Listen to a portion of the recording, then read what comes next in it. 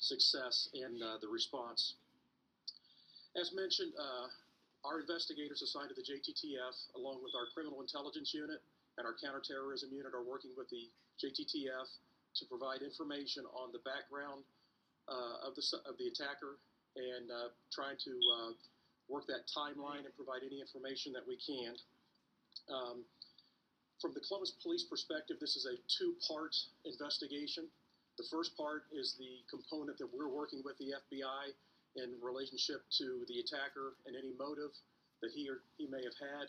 And the second component is the investigation into the police-involved shooting. Although these are two separate components, the investigators are communicating with each other and sharing all information to make sure we have a clear picture of what took place. Deputy Chief Richard Bash will come up next and speak to you about some of the specifics involved with the police-involved shooting, as well as the aggravated assault on the victims. Hello, I'm Richard Bash. I'm the Investigative Subdivision Deputy Chief here in Columbus. As noted prior, the Columbus Division of Police Critical Incident Response Team, also known as CIRT, has been tasked with the criminal investigation into this incident. This investigation will include the assaults committed by the assailant and then the resulting use of deadly force by the Ohio State University police officer. This incident, as with every other police-involved shooting that we investigate, is a criminal investigation and conducted just as any other criminal investigation would be conducted.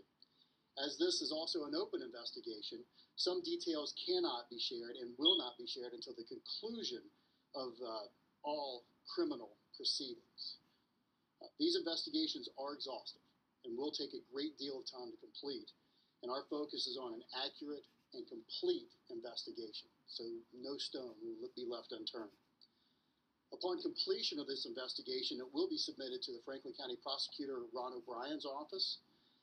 Mr. O'Brien's longstanding policy is to present each and every police-involved shooting that results in death to a grand jury, and I don't expect this to be any exception for them to review that for consideration.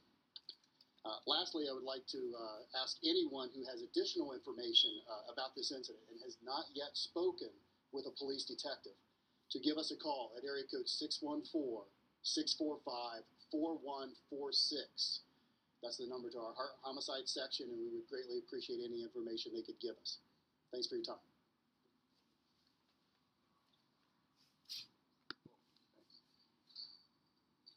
All right, so if there are questions, we're willing to try to entertain some of them now.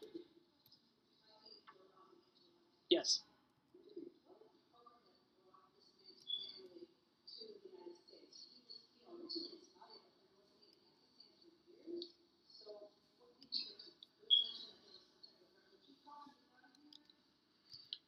Do you want to address? Go ahead.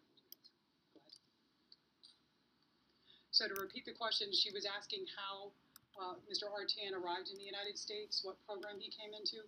He was a Somali refugee that is here now. We can tell you that he did come here from Pakistan is where he arrived, but we really can't get into further background of his immigration to the United States. I really can't answer questions as far as the immigration program. That's not what we are involved in.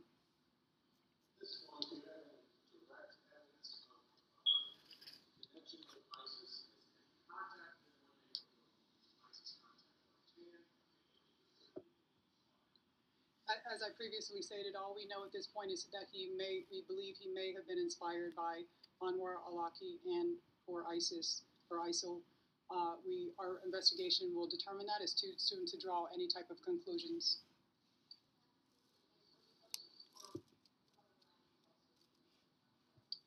We are looking at the Facebook posts and trying to determine the authentication, so that is one thing that leads us to believe that it's possible that he may have been inspired by Anwar al-Awlaki.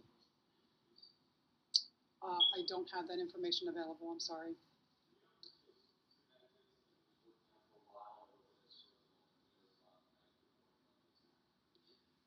So the question was, do we know if this was premeditated, if he had come up with this plan right previously, or whether that he decided that morning? We really don't know.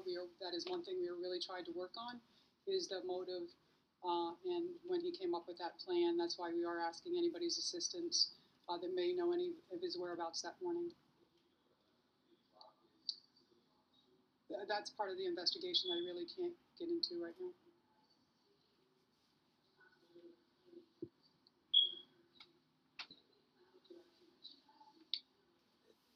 No, as I've said, we only believe that he may have been inspired by ISIL.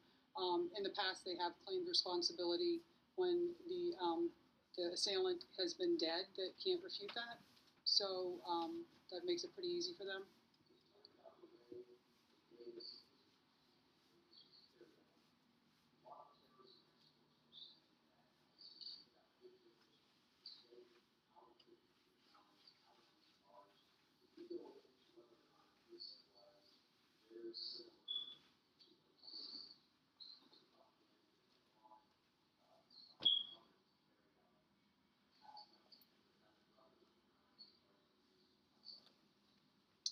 So that's a very long question.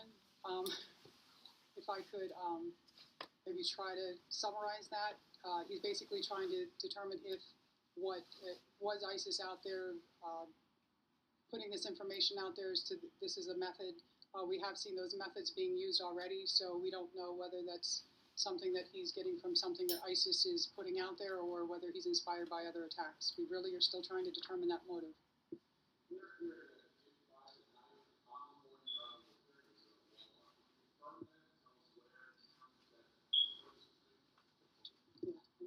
Deputy Chief, what's your answer to that? We do know that he purchased a So the question is about the lone wolves and being out there in social media.